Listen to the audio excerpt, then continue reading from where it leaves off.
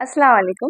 तो आज मैं कुछ आप लोगों को एक बहुत ही सीरियस चीज़ बताना चाहती हूँ और ये पेरेंट्स को यूजुअली इस चीज़ पे ध्यान देने की ज़रूरत है, जो कि हम लोगों के किड्स हैं, बच्चे हैं, जो 5 साल से लेकर टीनेजर्स तक 14-15 इयर्स तक के जो बच्चे हैं, उन लोगों में ये चीज़ बहुत ध्यान देने की ज़रूरत है। जब वो लोग कंप्लेन करते हैं कि उन लोगों के गले में दर्द हो रहा है, कुछ खाने में दिक्कत हो रहा है, पीने में दिक्कत हो रहा है, जैसे ही कुछ खाने की कोशिश करते हैं तो गले में बहुत ज़्यादा दर्द उठता है।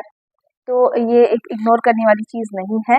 इसका टाइम पे डायग्नोसिस और ट्रीटमेंट बहुत ज़रूरी होता है। उसका रीज़न ये है कि ये जो थ्रोट पेन होता है या फिर इसको हम लोग स्कारलेट फीवर भी बोलते हैं, जिसमें कि बच्चे को गले में दर्द होने के साथ-साथ फ़ीवर आएगा और बदन में रैशेज़ वग़ैरह भी दिख सकते हैं। तो ये एक पर्टिकुलर साइन है कि ये स्कारलेट फ़ीवर है, तो इसके लिए हम लोगों को डॉक्टर के पास जाके एक स्वैब कल्चर कराना ज़रूरी होता है। गले से सैंपल लिया जाता है और उसको टेस्ट किया जाता है, ठीक है? सो उस हिसाब से फिर एंटीबायोटिक्स चलाए जाते हैं और उसका कोर्स फुलफ़िल होना बहुत ही ज़रूरी होता है। अगर उसका कोर्स प्रॉपर्ली फुलफ़िल ना हो, तो उस बैक्टीरिया की वजह से एक बहुत ही हार्मफुल डिज़ीज़ हो सकता है, जिसको हम लोग रूमेटिक आर्थराइटिस बोलते हैं या फिर रूमेटिक फ़ीवर से रूमेटिक आर्थराइटिस हो सकता है, ठीक है? और इसमें आपका हार्ट भी इन्वॉल्व हो सकता है और इसमें आपका जॉइंट्स भी इन्वॉल्व हो सकता है, ठीक है? तो क्या होता है कि बेसिकली जब ये बैक्टीरिया जो कि आपके गले को इन्फेक्ट करता है, जिसकी वजह से यहाँ गिल्टीज़ भी आ जाती है, गले में गिल्टी जैसा फ़ील होता है, सूजन हो जाता है बच्चों का।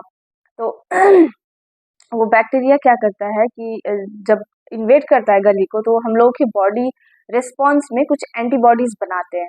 तो वो एंटीबॉडीज़ जो है मिस्टेकनली हमारे हार्ट के टिश्यूज़ को एंड जॉइंट्स को भी हार्म करने लगती है। तो बेसिकली ये बैक्टीरिया आपके हार्ट को और जॉइंट्स को डिस्ट्रॉय नहीं कर रही है, बल्कि अपने बॉडी का जो इम्यून सिस्टम है, वो डिस्ट्रॉय करने लगता है। तो टाइमली अगर इसको ट्रीटमेंट करके बैक्टीरिया को फिनिश नहीं किया गया, तो बैक्टीरिया के रिस्पॉन्स में आपका एंटीबॉडी बॉडी का इतना एक्टिव हो जाएगा कि वो आपके बॉडी को ही हार्म करने लगेगा।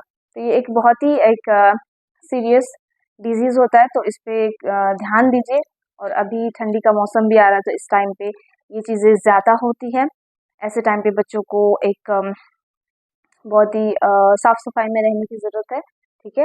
एकदम साफ-सुथरा खाना खाने की ज़रूरत है एंड उन लोग को रेस्ट चाहिए होता है, ज़्यादा बात नहीं करना, ज़्यादा चिल्लाना नहीं है, तो गले को उस टाइम रेस्ट चाहिए होता है एंड ऑब्वियसली जो डॉक्टर्स के द्वारा दवाइयाँ दिए जाती हैं लॉन्ग टर्म के लिए भी, तो उसको चलाना ज़रूरी होता है।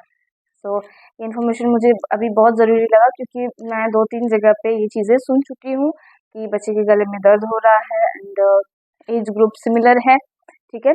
तो 9-10 साल के बच्चे लोगों में ये कंप्लेंट्स पाया जा रहा है, तो आप लोग एक पेरेंट्स के तौर पे इस चीज़ पे गौर करें, ध्यान करें, सीरियसली लें और टाइम पे डॉक्टर्स का चेक कराएँ, ठीक है? तो आज के लिए इतना ही। होप ये वीडियो आपके लिए यूज़फुल होगा एंड